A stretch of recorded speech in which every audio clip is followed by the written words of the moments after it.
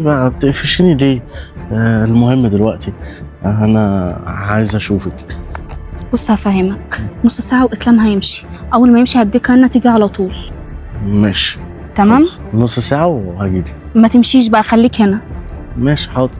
باي. خلي بالك من نفسك. وانت كمان.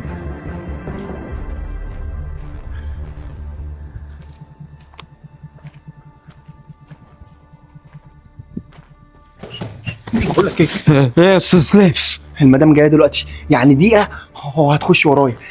اول ما تسالك اسلام بيه فين اسمعني بس. تقول لها سامعك. هم صحابه جم خدوه عشان واحد صاحبه اتقلب بعربيه، فاهم ولا لا؟ يا نهار اسود، امتى ده حصل؟ ما حصلش، انت عايزك تقول لها كده. ماشي فاهم ولا لا؟ ماشي بالحرف زي ما قلت لك يا حاضر محمود. حاضر.